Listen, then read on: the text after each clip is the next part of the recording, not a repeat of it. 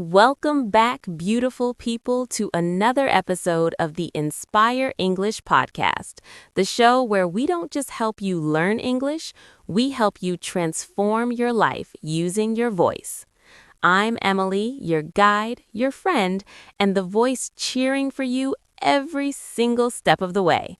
And today, oh my God, I am excited because we're talking about something powerful, something personal, something that every English learner struggles with. How to talk about yourself in English. But not just the basic, boring, "Hi, my name is." No. We're going deep. We're going emotional. We're going motivational because learning to talk about yourself confidently in English is learning to believe in yourself in real life. And with me, as always, my partner in storytelling, in laughter, and sometimes in chaos, David. Thank you, Emily, and wow, what an introduction. She's right, everyone. Today isn't just about grammar. It's not just vocabulary. Today is about identity. The moment someone asks, "Tell me about yourself. Who are you? What do you do? What's your story?" Most English learners freeze. Their hearts race. Their mind goes blank. But today, we change that. Today, you will learn not only the language, but the courage to introduce who you truly are. Because your story matters, your voice matters, and English is just the bridge that carries your truth to the world. Let's get started. You know, David, when I teach English learners, the number one fear they share with me is, "I don't know how to describe myself." And I always respond with the same question. Have you ever spent time getting to know yourself? Because before you introduce yourself to the world, you must introduce yourself to you. And English becomes the mirror that reflects who you are. Exactly. And think about this. Every opportunity in life begins with self-introduction. A job interview, a new friendship, networking, a date, a presentation, even meeting your girlfriend's family. Everything starts with that first moment where you say, "This is me." But here's what people don't realize. The way you talk about yourself shapes how others see you. The way you talk about yourself shapes how you see yourself. Let me tell you a story. When I was younger, I moved to another country. I didn't speak the language, not one word. And on my first day of school, the teacher asked me, "Tell us something about yourself." My hands were shaking. My heart was screaming. I felt invisible because I didn't have the words. And that moment stayed with me for years, not because I didn't know the language, but because I didn't know how to own my identity. But here's the beautiful part. The day I learned to express myself, the day I said confidently, "This is who I am," my whole life changed. Opportunities appeared. Friendships grew. Doors opened. Language didn't give me confidence. Speaking gave me confidence. Wow, I love that so much. And to everyone listening, I want to say something from my heart. You deserve to be heard. Your story is worth telling. Your English doesn't have to be perfect. Your courage is enough. Learning to talk about yourself is not about sounding advanced. It's about sounding authentic. And today, we're going to show you how. Okay, let's break this down. When someone says, "Tell me about yourself," you need 3 things. 1, who you are. Name, age if you want, where you're from. 2, what you do. Job, studies, hobbies, passions. 3, who you're becoming. Your goals, dreams, future plans. The third part, that's the magic. That's where confidence lives. Exactly. And we're going to help you build each part. But first, let's talk about the biggest mistake English learners make. They start with an apology. "Sorry for my English. My English is not good. I don't speak well, but..." Stop. Please. From today, promise yourself you will never start like that again. Because when you apologize for your English, you apologize for yourself, and you don't need to. Instead, you can say, I'm still learning English, but I'm excited to talk with you. Positive, confident, human.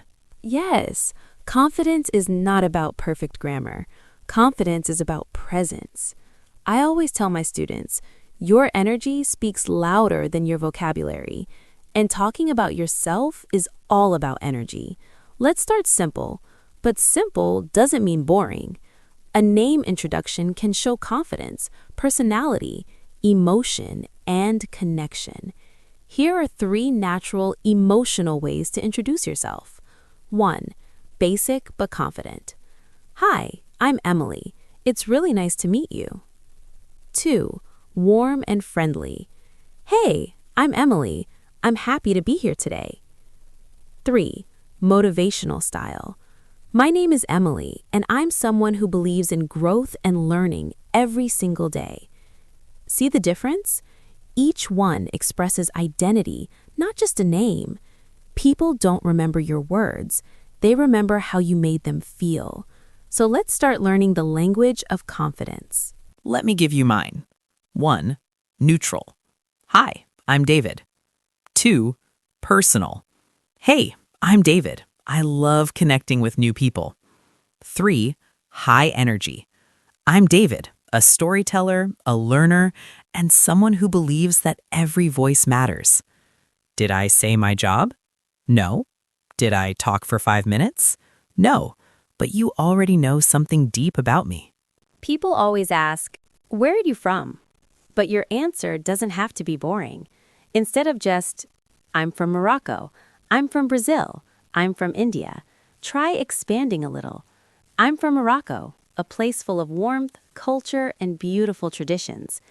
I'm from Brazil, a country that taught me how to love music, people, and life. I'm from India, where family and community mean everything to me. You're giving identity, emotion, connection. This makes people feel something. And when people feel something, they remember you.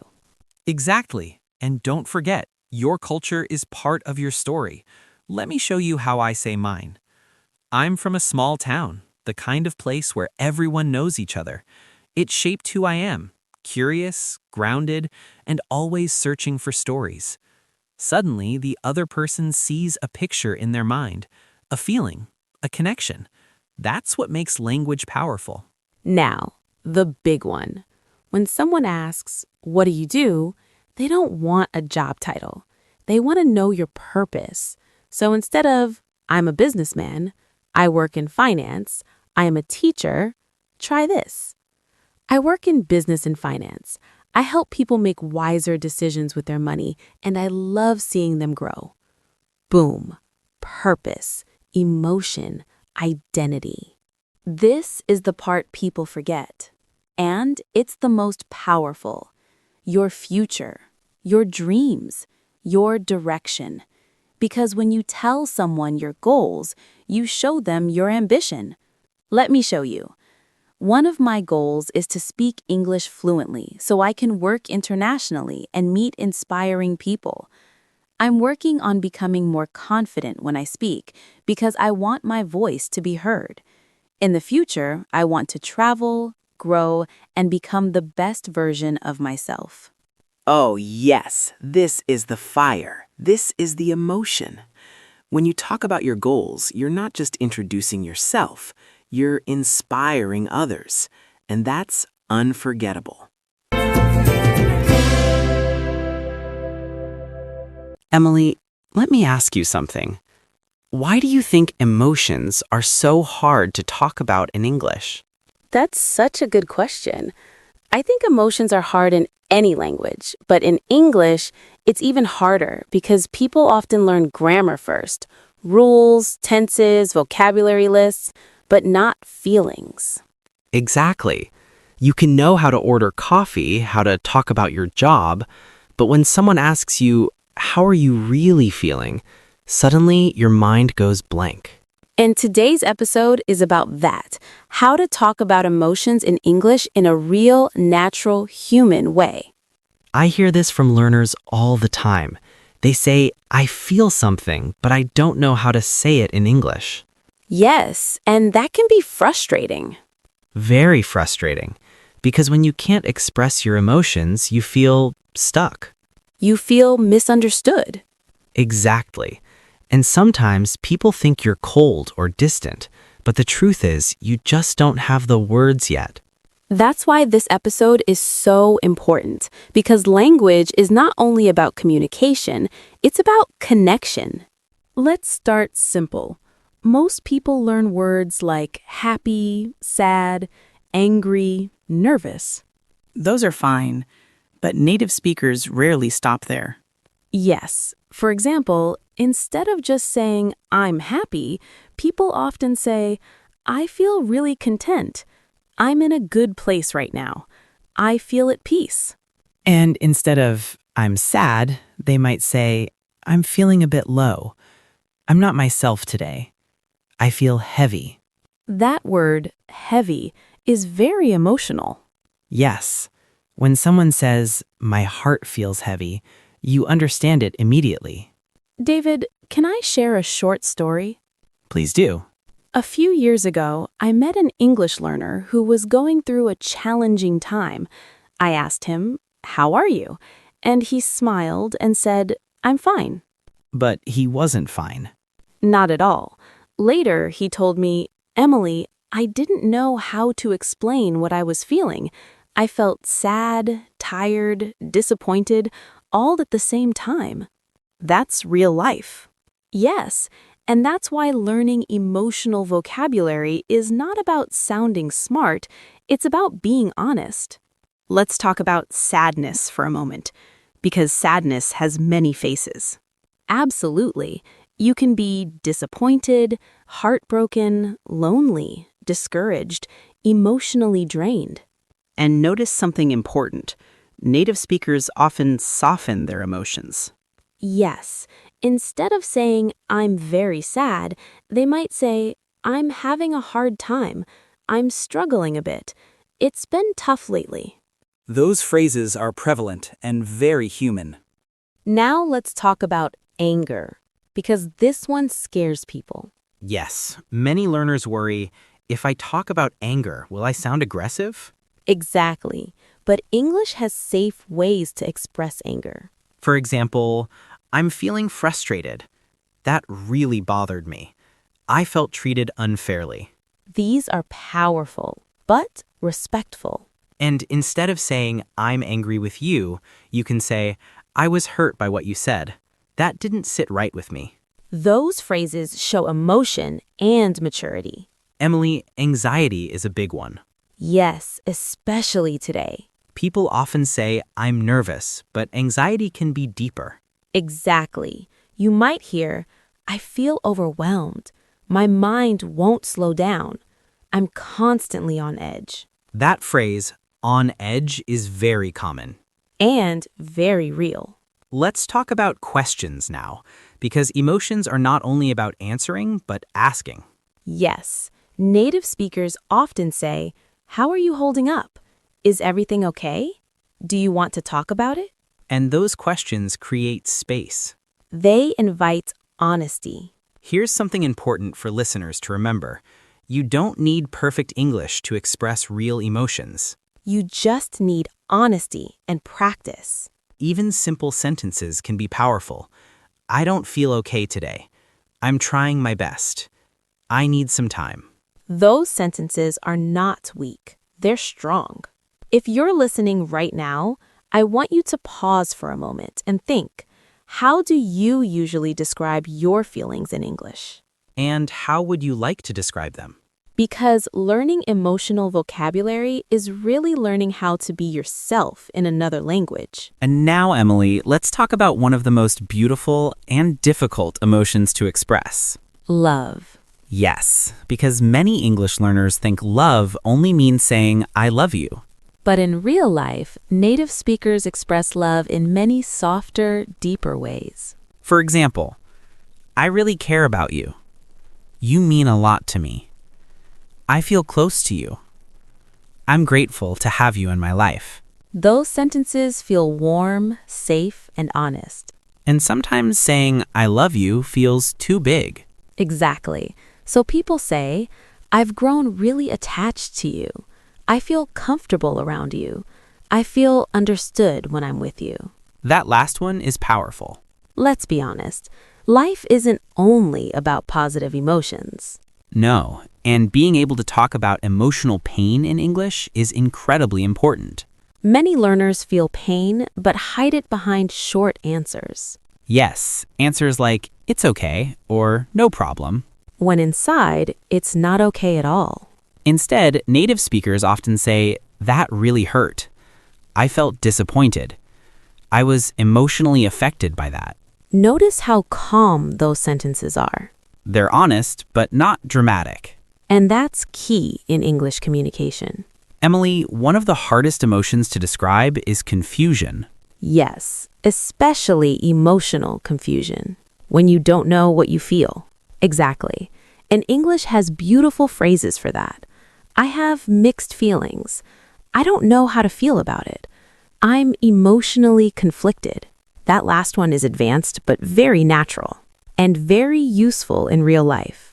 You can also say, part of me feels excited, but another part feels scared. That sentence alone shows emotional maturity. Let's clarify something important. Yes, frustration is not the same as anger. Exactly. Frustration means you're trying, but something isn't working. So instead of saying I'm angry, you can say I'm feeling frustrated, I'm stuck, I feel discouraged. These words sound thoughtful, not aggressive. Let's talk about emotional exhaustion. Something many people feel but don't know how to say. Native speakers often say, I'm emotionally drained. I'm exhausted, not physically, but mentally. I need some space to recharge. Those sentences are healthy. They show self-awareness. This part is very important for communication. Yes, because listening is just as important as speaking. When someone shares emotions, native speakers say, that sounds really difficult. I'm sorry you're going through that. I'm here for you. You don't need advice, you need understanding. Here's a powerful idea. As your English improves, your emotional expression improves too. Yes, you don't just learn words, you learn emotional confidence. You stop hiding behind silence. And you start showing up as yourself. Here's a simple exercise for listeners. Every day, ask yourself one question. How do I really feel today? And answer it in English, even if it's just one sentence. That's how emotional vocabulary becomes natural. If you're listening right now, remember this. You don't need perfect English to express real feelings. You just need honesty. And courage.